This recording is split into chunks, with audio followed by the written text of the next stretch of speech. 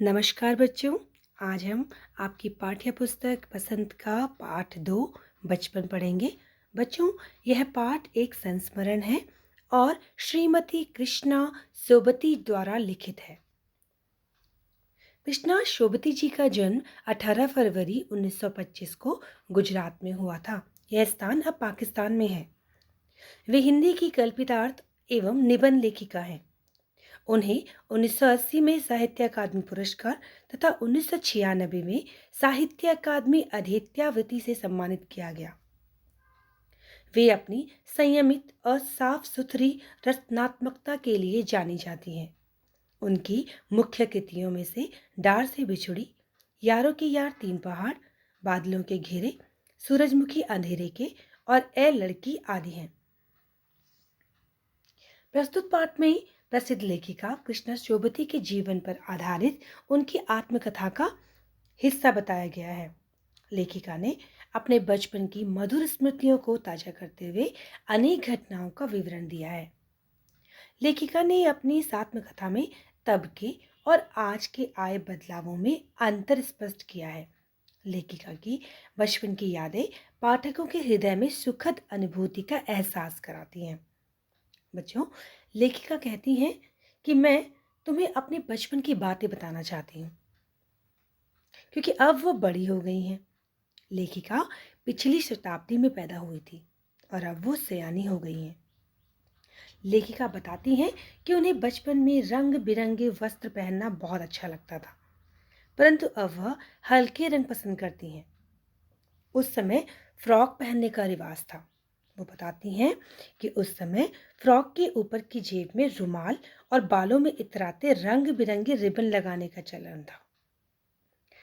उन्हें अपने मौजे के विषय में अब भी याद है, जिन्हें उन्हें स्वयं ही धोना पड़ता था। नौकर या नौकरानी को धोने के लिए वो नहीं दिए जाते थे। इसकी उन्हें सख्त मनाही थी। लेखिका बताती हैं कि हर इतवार यानी कि रविवार की सुबह उन्हें अपने जूतों को पॉलिश करना होता था और यह अनिवार्य रूप से उन्हें करना होता था। लेखिका बताती हैं कि उस समय जो जूते होते थे वो उतने आरामदायक नहीं होते थे। यह बात वो अपने मित्र सरवर को बता रही हैं। वो कहती हैं कि जब भी उनके नए जूते आते तो उसके साथ ही उनका छालों का इलाज भी शुरू हो जाता था। इसलिए वो साथ में हमेशा रुई रखना नहीं भूलती थी। लेखिका यह भी बताती हैं कि हर शनिवार को उन्हें शनिवारी एक दवा पीनी पड़ती थी, जो होता था कैस्टर ऑयल। वैसे तो वो कहती हैं कि इसे ना पीने से कुछ ज़्यादा बिगड़ने वाला नहीं था, किंतु बड़ों की जिद के सामने उन्हें उसे पीना ही पड़ता था। उन दिनों घरों में रेडियो और टेलीविज़न सब जगह नहीं होते थे। सिर्फ कुछ ही घरों में ग्रामोफोन हुआ करते थे। लेखिका कहती हैं कि गर्मियों में बच्चों को कुल्फी और कचौड़ी, समोसा खाने को मिलते थे और कोक पेप्सी की जगह उस समय सहतूत, फालसे और खसखस के शरबत पीने को मिलते थे। लेखिका बताती हैं कि उन्हें पेस्ट्री और चॉकलेट बहुत पसंद थी, जिसे वो खरीदती तो थी लेकिन खाती हमेशा रात को थी, जब वह बिस्तर पर भोजन करने के पश्चात लेट कर आराम कर रही होती थी। लेखिका बताती हैं कि शिमला के काफल भी उन्हें बहुत पसंद थे। उस समय शिमला के चना जोर गरम और अनारदाने का चूर्ण बहुत पसंद किए जाते थे। लेखिका बताती हैं कि उस समय शिमला रिज पर खूब मजे किए जाते थे। वो कहती हैं कि घोड़े की सवारी भी उनका मौका भी उन्हें कभी कभार मिल जाया करता था। शाम को रंगीन गुब्बारे, सामने जाखू का पहाड़, चर्च की बजती घंटियां, इसका संगीत मनोहारी लगता था। ऐसा लगता था कि संगीत में प्रभु यीशु स्वयं कुछ कह रहे हैं। उन्हें सूर्यास्त का दृश्य कितना सुहावना लगता था, वह कहती है मैं यह बता भी नहीं सकती। वो कहती हैं कि उस समय जो रेलगाड़ी होती थी इतनी रफ्तार वाली नहीं हुआ करती थी। शुरू शुरू में वो कहती हैं कि जब हम वहाँ जाते थे तो रेलगाड़ियों को देखकर बहुत खुश होते थे। लेखिका बताती हैं कि उस समय स्कैंडल पॉइंट के ठीक सामने एक दुकान हुआ करती थी, जिस पर एक ट्रेन मॉडल बना हुआ होता था और जिसे देखना उन्हें बहुत अच्छा लगता था। लेखिका यह भी बताती हैं कि कभी-कभी वह हवाई जहाज़ देखने के लिए भी जाती थी, जो उन्हें कभी-कभी ही दिखाई देते थे।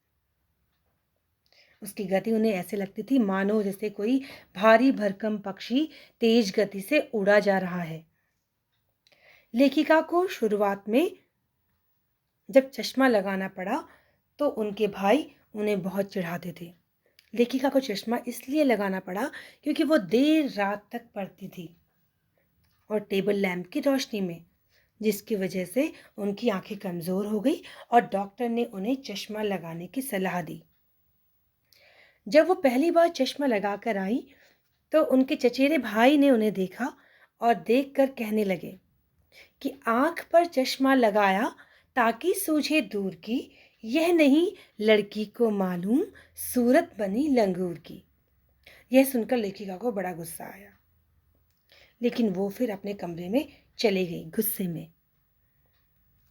लेकिन थोड़ी देर बाद जब उनके भाई चले गए, तो वो शीशे के सामने खड़े होकर अपने आप को देखने लगी और शक्ल देखकर सोचने लगी, सूरत बनी लंगूर की। फिर हंसते हुए कहने लगी, नहीं नहीं नहीं नहीं। लेखिका ने अपने सिर पर टोपियां रखी और मुस्कुराने लगी। लेखिका कहती हैं कि अब तो चश्मे के बिना उन्हें बिल्कुल भी अच्छा नहीं लगता, क्योंकि चश्मा अब उनके जीवन का एक हिस्सा बन गया है। जब वो इसे उतारती हैं तो उन्हें अपने चेहरे में खाली खालीपन लगने लगता है। वो कहती हैं कि अब उन्होंने ढेरों टोपियां एकत्रित कर ली हैं, जिन्हें वो आज भी लगाना बहुत पसंद करती हैं। सुलभ, सहज और सुभीले वाली हिमाचली टोपियां। तो बच्चों, ये थी लेखिका के बचपन की कुछ घटनाएं जो आपने सुनी। आशा करती हूँ आपको ये पाठ समझ में आया होगा। इसमें दिए गए जो लाल रंग के जो शब्द दिए गए हैं, वो इसमें कुछ कठिन शब्द हैं। वो आप अपनी उत्तर पुस्तिका में नोट करेंगे। धन्यवाद।